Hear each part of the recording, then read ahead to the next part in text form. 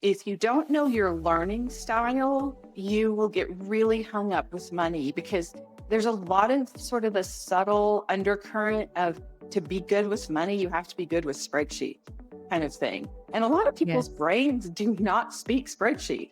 So when I help them understand, maybe we put it in sentence form, for instance, and then that becomes totally different. So we look at, like, say we pull out the profit and loss and we look at a particular number on that. I have them write out a sentence. My cost to sell this item was this number. Like, then perhaps that connects for their brain. It's the complete game changer when they can move closer and closer to their numbers, to Yes. their plan. Part of what I've done is I've created 10 principles of financial therapy so that I can give people that I'm working with a framework. Hello and welcome to another episode of Your Business, Your Next Level. I'm your host, Eunicia Peret, and today I have someone very special here in the studio with me. Her name is Wendy Wright, and she is a financial therapist and money mentor. With a background as a licensed therapist, she works a lot with couples, a money coach, and a business owner. Wendy excels in merging the psychological insights with financial expertise. Her pioneering work in the field of financial therapy has transformed lives by addressing the emotional aspects of financial decision making. Today, Wendy will share with us her insights on how to achieve a harmonious relationship with money and navigate the complexities of financial well being. And as you guys know, I speak about this often. In what we do at Excelstra, there's the components of the strategy and the things that need to be done. And please do not ever underestimate the power or the lack thereof that your financial mindset or the things that might have happened in the past and the way that they're showing up in your life are actually impacting your money. So, Wendy, welcome to the show. We get to talk about some really cool things today. Yeah, absolutely. Thank you, Eunice. I'm honored to be here and I really hope the listeners walk away with one sentence that helps impact their money life for the better. I love it. Well, let's Mhm. talk about that. Talk to us a little bit about the journey that you took being a certified therapist, working with couples, and getting into financial therapy. And how does financial therapy change? How has it changed the relationship with money for the individuals and the couples you work with Oh, throughout yeah, the last many number of years? absolutely. It is financial therapy. I'll give a brief definition because it's still so often when I speak on this or working with people, I'd say 90% of the room, when if I say, have you ever heard of financial therapy before? They raise their hand. It's brand new still. It's about a decade old as far as like having that phrase be coined and people therapists beginning to do it as a practice. I'm meeting people at the intersection of money and emotions. That's sort of the quick way that it's described. And we have enough research now. You can say like upwards of 80 or 90% of our financial decision making is emotion based. And so it's really powerful for someone to first connect those dots, understand it. Usually their nervous system really agrees, like, yeah, I've been trying to tell you this for years. There's emotions involved here. So when they come to me, they usually have begun to be aware of, make that connection, have that intuition, and then we dive in. We start looking at what are the emotions at play. I have different tools or tips that we work with and they begin to understand it. And the understanding changes the behavior.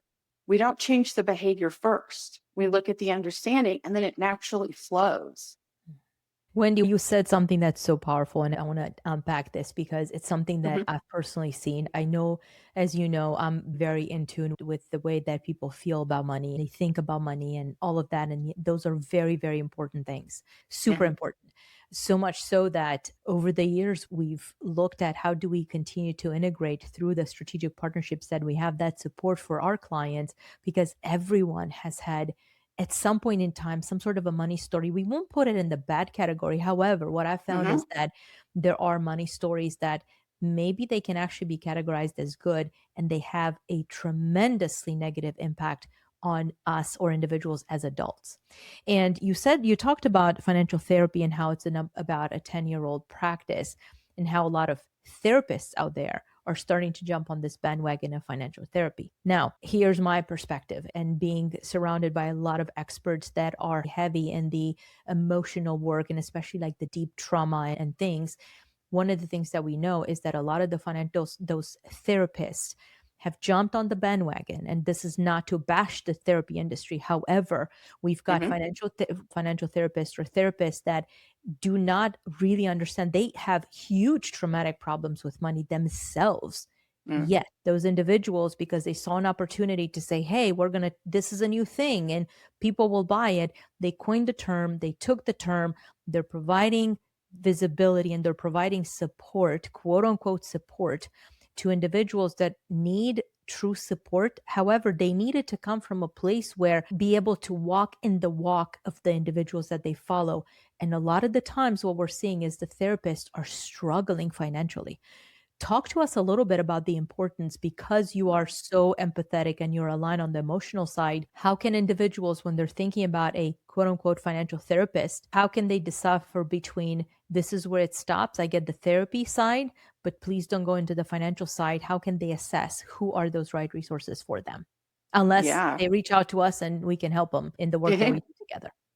Ooh, that's such a powerful observation, first of all, that what you've really picked up on is some other financial therapists that I know that we talk about. It's a little bit of the Wild West right now because financial therapy is loosely defined. And so I think it is important to, like, I always start with a free discovery call. We do 20-minute little free video call and we talk about what are their pain points and what are their goals.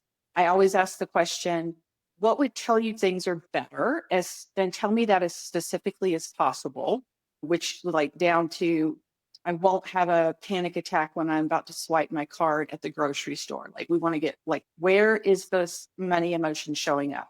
For some financial therapists or even people who in financial services of any kind, if you haven't worked through your own money story, and that was a part of how I built this, my view of financial therapy, my practice, my framework based on that. And when I encounter someone who has not really talked through their money story, has not really looked at it, sometimes you're exactly right. Sometimes they want to put their story on other people. They want, or they're living their story. If it's a common saying, now a lot of therapists that I know also don't want to talk about money. So there's a lot of therapists that are very uncomfortable talking about money at all.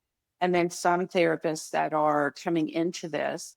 There really is less than 200 therapists in the Financial Therapy Association. So there's not a ton of us yet. I have trained some before, some therapists to do the financial therapy work, but I do think it is important. Now, I am very unique in that I have the marriage and family therapy degree. Hmm. I'm also trained in money coaching and I have a business degree. My undergrad was in business. I was a mortgage loan officer for years. I've been a realtor. Oh, I you flipped saw all of houses. the good, the bad, and the uglies. Mhm. Yeah. And I feel really comfortable knowing where the line is. Like, what is my wheelhouse? The way I explain it to clients is I don't sell products, I don't make product recommendations. What I help them talk about is if they are trying to make a product decision, perhaps we will talk it through and look at what feelings are coming up, those kind of things. If they're often my clients are working with a financial planner or they're, a tax strategist, things like that, or they're working with, if I work with the executive level, they're often like, maybe it's the CEO who's working alongside a CFO and a COO, and everybody's money story is at the table and nobody knows it. So we're like looking at this and it shows up because I'm looking for it. It shows up everywhere because I It know does. the clues. I know how people or their body language will show it, their word choice and the emphasis on words. Like sometimes we'll use words like, oh, that's expensive or that's a lot of money. And those kind of words have different meaning to every person. So really looking at what do you mean by that? What is the story there? What is coming up behind that? Because what they're saying is in that kind of situation, I will help them rephrase it to that's more resources than I want to put into that.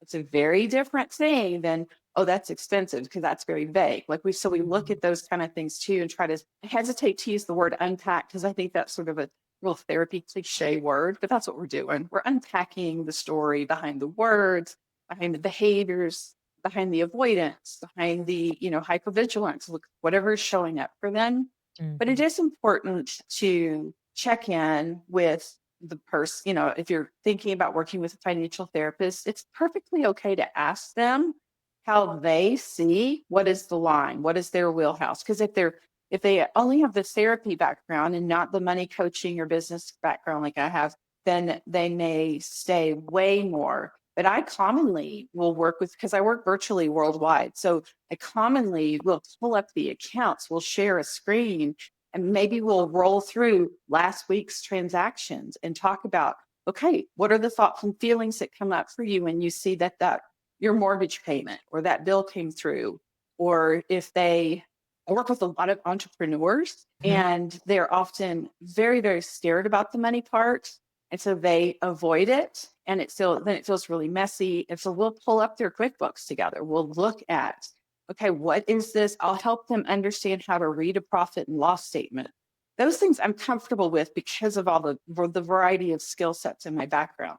And it's super helpful because a lot of times, one of the things I find commonly is if you don't know your learning style, you will get really hung up with money because there's a lot of sort of a subtle undercurrent of to be good with money, you have to be good with spreadsheets kind of thing. And a lot of people's Yes. brains do not speak spreadsheet. So when I help them understand, maybe we put it in sentence form, for instance, and then that becomes totally different. So we look at, like, say we pull out the profit and loss and we look at a particular number on that. I have them write out a sentence. My cost to sell this item was this number. Like, then perhaps that connects for their brain. It's the complete game changer when they can move closer and closer to their numbers, to Yes. their plan. Part of what I've done is I've created 10 principles of financial therapy so that I can give people that I'm working with a framework. And so one of the first ones, the one I say always has to come first, is that we approach money with compassionate curiosity and zero judgment. And the goal of that is to neutralize all the energy around all the money things so that we can approach it without the emotional activation. So as we begin to do that, it really starts to, I'll see their shoulders drop. I'll see their face. They'll be able to smile. Maybe they'll even laugh while we're looking at the profit and loss or something like that. But things that they've never been able to do before. That's very important. And I'm so happy that somebody is out there kind of listening to those individuals and what they say. Because, for example, when you talked about, it's too expensive or, oh, that sounds like a lot of money versus that's more resources than perhaps the individual is willing to spend. Listen, we hear about this all the time. And what we do, our clients have described, Unicia, what Exceltra does, it's like giving away bricks of gold for pennies Mhm. on the dollar. And people go, oh, that's too good to be true. It's too expensive. I hear that all the time. And it comes from business owners, entrepreneurs that their businesses are generating multi-millions of dollars, if not more. Mhm. And they'll say, well, it's too expensive. And it's like when you said, maybe shifting that to it's more than the amount of resources I'm willing to expend or to dedicate. Now, what it does in the person's mind is they're thinking about, okay, I'm giving away resources. What kind of resources am I getting back? Our mind is smart enough to actually have, funny enough, be able to make that connection. So then the individual would be able to say, okay, well, depending on the amount of resources or the return on investment that they're looking to gain back, now the question shifts to say, does this decision make sense? Well, of course it does, or it doesn't, or whatever the answer is. Mhm. However, it puts the individual in the driver's seat. One of the things that you also talked about, and I love that you Mhm. went there with a lot of the financial advisors and even financial coaches or therapists don't like to Mhm. go into the financial realm, is what we found. They don't understand it. And what you said is spot on. They have huge money trauma. And we'll talk about financial advisors because I see this all the time. Mhm. Wendy, we're there. I'm there. And I talk to financial advisors all the time. And I say, listen, your clients are your clients, but they need help in areas that you cannot help them. And then we discuss those areas, area A, Mhm. area B, area C. Can we agree? Yes. Oh my gosh, we need to introduce Excelsior to clients. I'm like, okay, let's do it. Because again, the things that you do are the things that you do. And here's where it all breaks down. What I tell financial advisors is, listen, if what you've done for the client, if we look at their portfolio and our team identifies that there are areas of opportunities to optimize, we work collaboratively, you will be the first to know. We will look at how do we get this train back on track for the client. And you know what happens, Wendy? Because the financial advisor, the moment that conversation would be had, is they're being positioned to say, you know what, they need to let go of some commission here, there, or probably everywhere. How many times do you think financial advisors actually reach out? Those that are not their heart and soul for the client, how many times do you think that they reach out to say, my client needs a help? They're paying too much in taxes. They don't know how they're going to optimize their exit. It's zero. And I tell clients all the time, listen, our job is not to displace your financial team. Our job is to bolster it. However, because of the issues that some of those people have with their own money story, they kind of pretend that they've never heard, and ultimately, it's not just them that end up not getting the value, it's their clients. And that just hurts me to the core. Yeah. And it's often when someone is, we'll say, working out of their unresolved money story. That's a good sentence. They're working out of your unresolved money story. You don't always realize you're doing it. So if you're, let's say, for instance, you come from, let's use the 2008 crisis as an example. When I'm working with someone who was sort of coming of age during those years, they have certain beliefs about how buying houses, the housing market, and things like that. And they therefore then will act in that way. They will make decisions out of that, but they don't really realize they're doing it. But it's come up with a lot of scarcity, a lot of anxiety of I'm going to lose everything. I'm going to lose everything. They don't really realize that's driving them, but they make decisions out of that because money is really, I like to boil it down to, it's a big bucket of decisions. And then when we see it like that, even someone who thinks they're bad with money, like, well, you make decisions every day. You can make decisions because we want to bring them into interacting with their money, interacting with their future, and things like that. So it's helpful to help them identify. First of all, there is a money story. Everyone has a money story.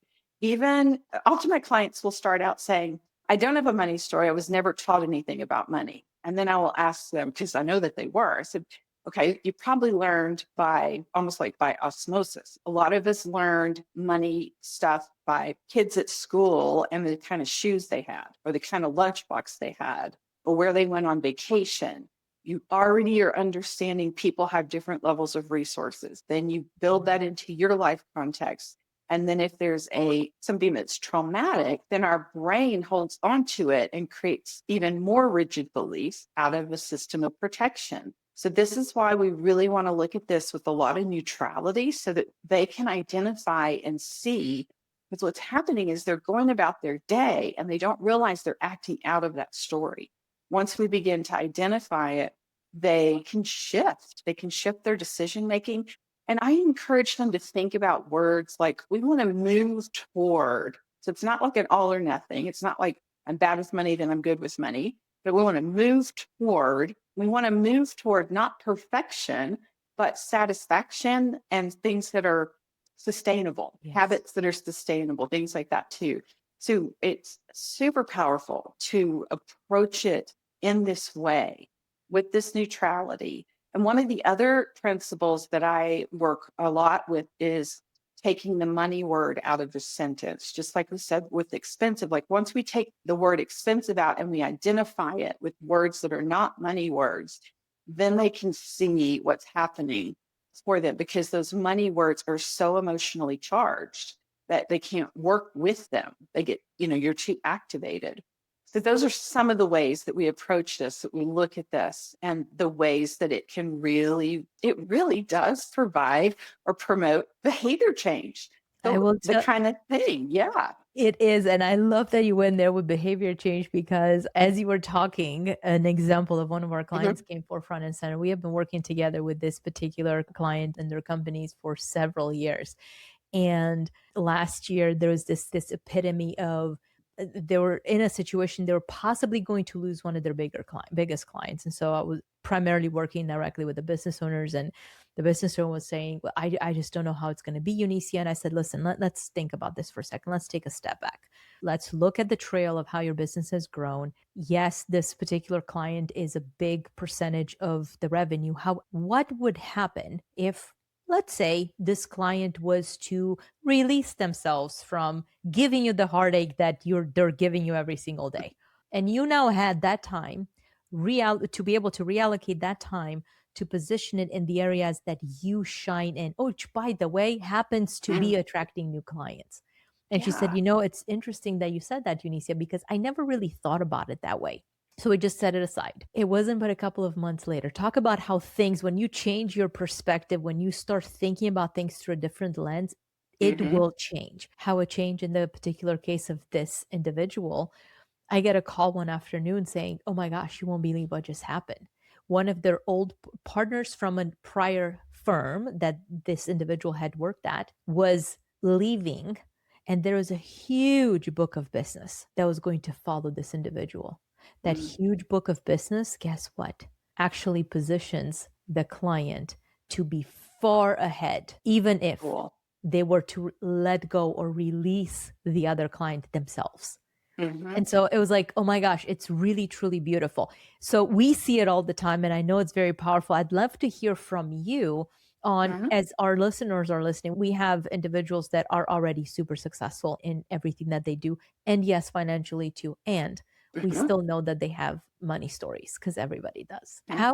What's your perspective on how an individual can shift their money mindset to actually improve the relationship with money? And this doesn't mean, parentheses for you as you're out there listening, this does not mean that you don't have money. It means that whatever icky relationship, whatever's that ickiness is in your Hmm. relationship with money, it can actually be gone. So Wendy, how do people improve the relationship with their money mindset?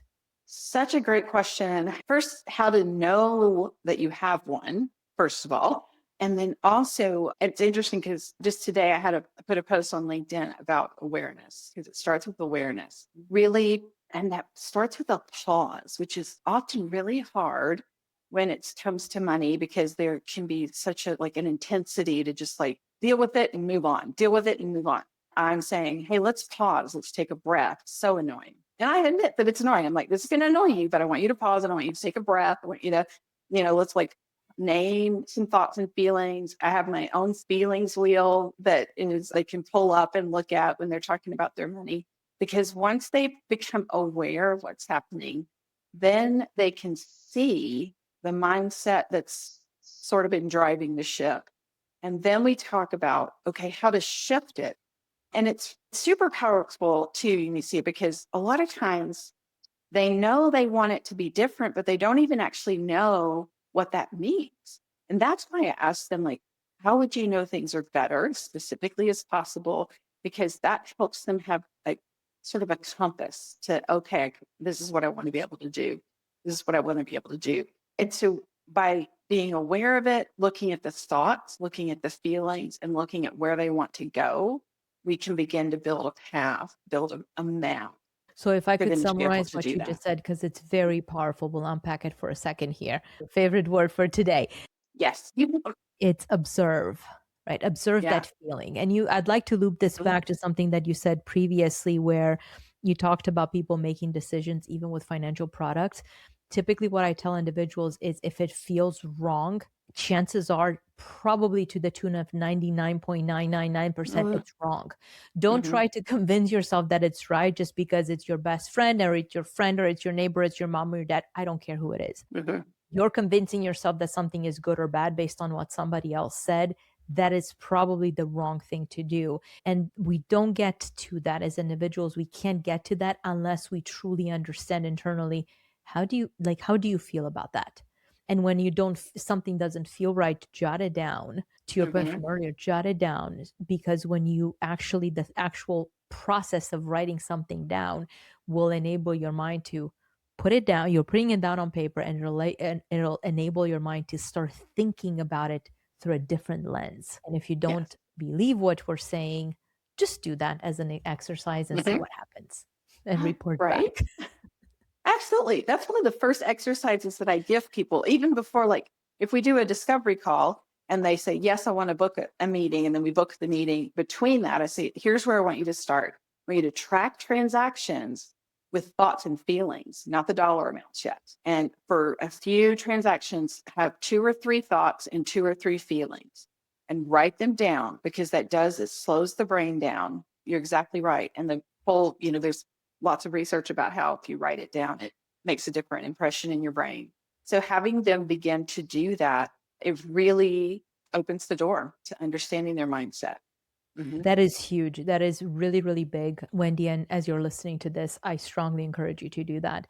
And it doesn't necessarily need to be large transactions. It could be Right. someone that I know was having a really hard time with booking airfare, for example. There is Mhm. something that was happening. It's like they were super excited about doing the thing, and yet there was some sort of a pause whenever they were dealing with Mhm. airfare. And when they shifted the idea, when they shifted the way they thought about it and they stopped and observed, well, why is this happening? Is there no money? Is it an issue of there's no money? It wasn't that. Is there Mhm. an issue of don't want to go? No, it wasn't that. What is it related to? What is causing it was an anxiety? What is causing that Mhm. anxiety? And when you work through that, guess what? It goes away. And now you're able to Mhm. actually show up and do the thing without remorse, without the anxiety, and you're gonna get better pricing because you won't wait until the last minute to book the airfare. Right? Oh, I'm so glad you brought that up. This is a great example, because the way I described what you just pictured is, I will call that, and we have invisible money markers.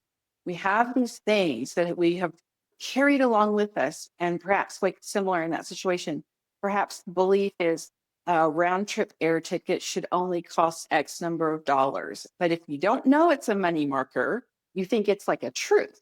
Like, oh, it should only cost that much, but everybody has a different, airfare should only cost so much. And because they just, depends on where you are. A lot of times I'll use the example of boots, like boots should only cost so much money. And then it's whatever you think it should be. If it's $2 less, you feel like you got a bargain. If it's $2 more, you feel like you got robbed. It's just because we have these invisible money markers. So it's really helpful to identify them and follow the thread to where it started. So maybe it was always, what you first learned in college, that the price should be, and you haven't adjusted for inflation. Like, these things happen. It's helpful to name it. And so as they are pausing to write down a thought and a feeling, it's really powerful. And because also what's happening there is and this is very, very common, making a spending decision or any kind of money decision in isolation, not with your plan in mind. And Yes. that's what I really, encourage people to work toward, an overall plan that's heavily forecasted, because forecasting is still very rarely done. It's all looking back to what happened and then telling yourself you're stupid. That's not a great money strategy. Nope. But being able to look forward really helps. And then beginning to say, okay, and I use percentages a lot. I'm like, what percent of your resources do you want to put into whatever the category is, travel, or what percentage of your resources? That way we're looking over the whole map and looking at, here are the trades you're making. And again, pulling it away from those money words, because those are the ones that are activating. 100%. And I'd love to share an example with our listener Hmm. on what exactly that looks like, that preconceived notion. We talked about airfare. I'm certainly hoping and keeping my fingers crossed that nobody's looking at the airfare from 4 years ago to what's happening with prices today. Uh-huh. It will not hold water in most cases. On the financial side, a way that one of the examples in which we see that preconceived notion coming up really strong almost over and over and over again is people coming to us and saying, well, number one, what is the minimum threshold to work with you? They've been conditioned. Poor people. Hmm. They've been conditioned by someone that unless they're at some sort of a threshold, they're not good enough. And which is the reason why we do not work through Hmm. a threshold perspective. We work through, can we add value? And then the other thing, and probably even more importantly, is individuals will come forth and will say, well, how much do you charge? Well, what comes to mind when you say that? Well, my current financial whomever is charging 1% or 2%, or God bless them, whatever percent it is. So what does that look like? Well, they feel that it's maybe too high or too low or not on par, and they're not doing whatever, they're not happy about something. It's like, okay, well, what if we took the conversation of percentages off the table altogether? Did you know that there are actually ways in which you can invest your money that shouldn't cost you percentages? And at that point in time, they go, oh, I never thought about that.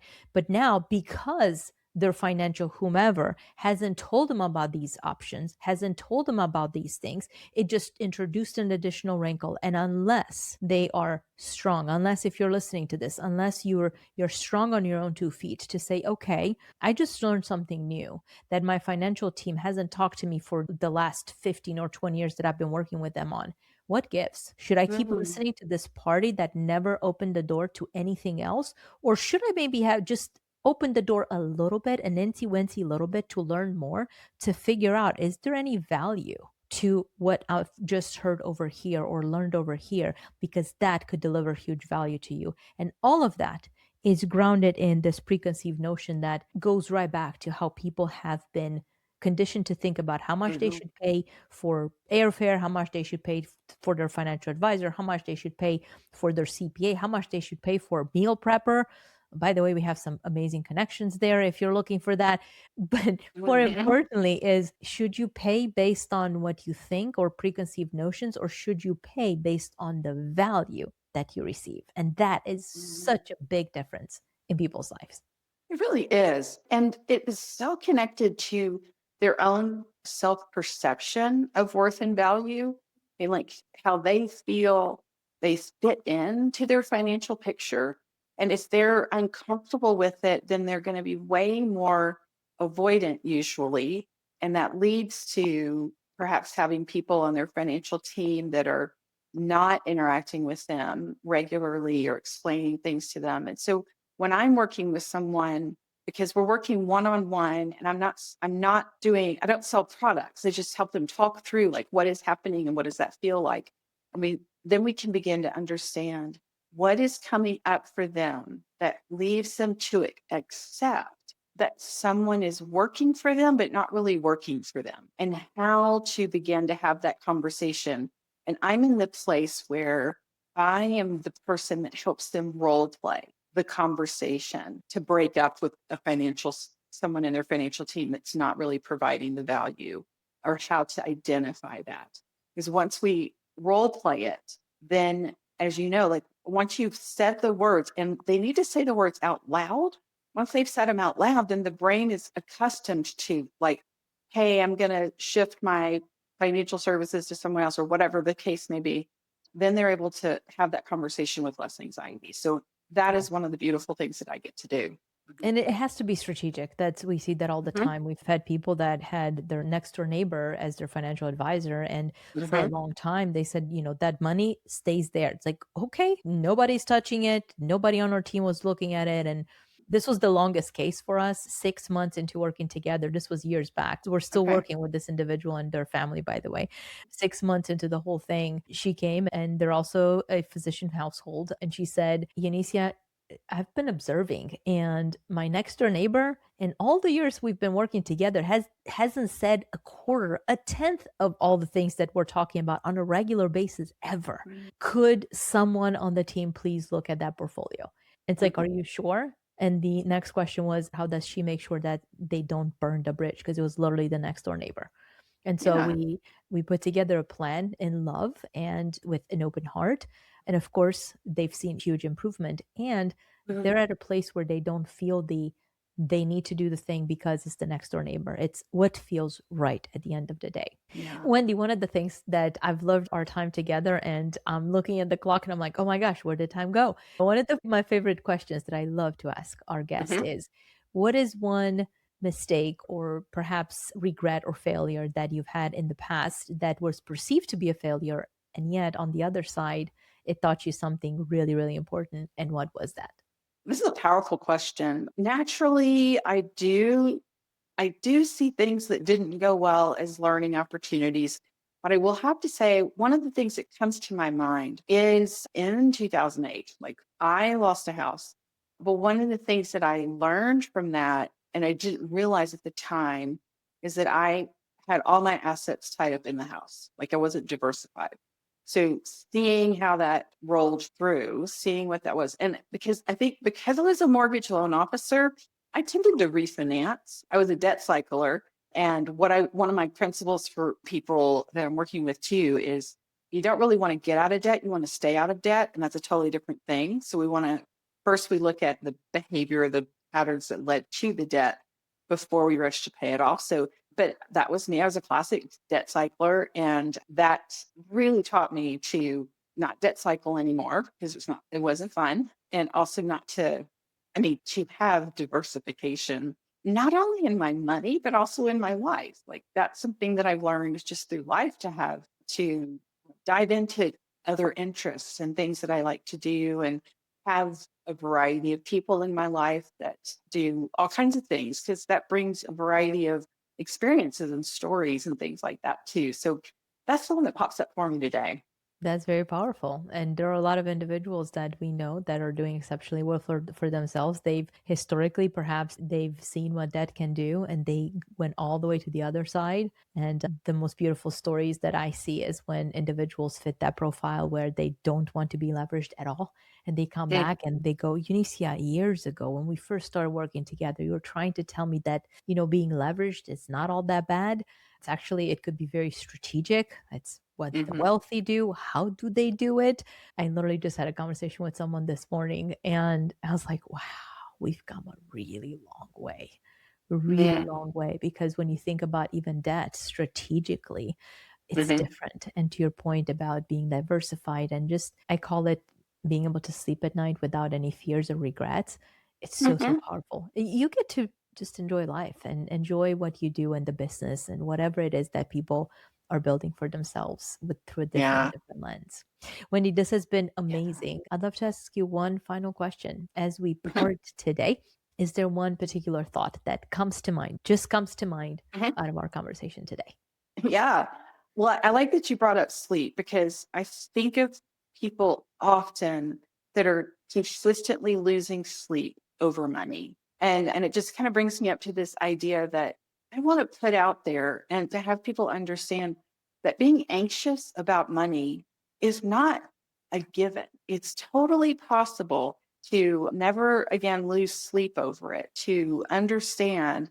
And that doesn't mean everything always goes perfectly, but as you shift that dynamic and that mindset and that emotional relationship to yourself in your money stuff, like, so money anxiety isn't the norm, or, it doesn't have to be.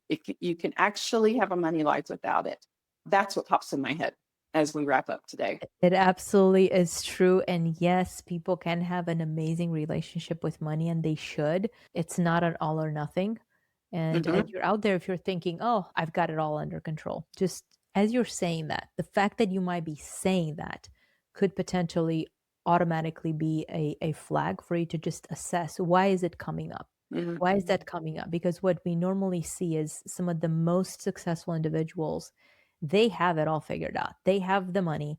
There is no shortage of money. And they're always looking for, is there something else that I could be doing better, simpler, easier? Is there something else out there that could give me more peace in how they do life and business and money and whatever it is? And so if that thought is coming up, it's like, got Hmm. it. Wendy said something very critically earlier is, who are the people on your bus? Are you resistant to the potential need to change the people that are on your bus? And I don't know why I'm saying this. Somebody needs to hear it Hmm. because that proverbial bus is we can either have the right people or we can have the right people and unknowingly something will be jeopardized just because we're surrounded with the wrong individuals. So, with Yeah. that, we leave you for today. However, I want you to stay tuned for your next episode of Your Business, Your Next Level, not before you go in and you rate the show and you let us know, very importantly, what was the one big takeaway in your comments from our conversation here with Wendy. Because listen, she showed up, she added a ton of value. We talked about things that most people you don't talk about. Those are the hard things to talk about. They're the things that you don't understand have value until you really do and you see them. So until next time, stay tuned and we'll chat soon. Thank you for joining us on Your Business, Your Next Level podcast, where it is all about helping you make more, keep more, and elevating your business to the next level. To learn more, make sure you head over to www.podcast.excelstra.com and don't forget to subscribe, rate, and review the show. Again, that's podcast.excelstra.com. Until next time, thanks for listening.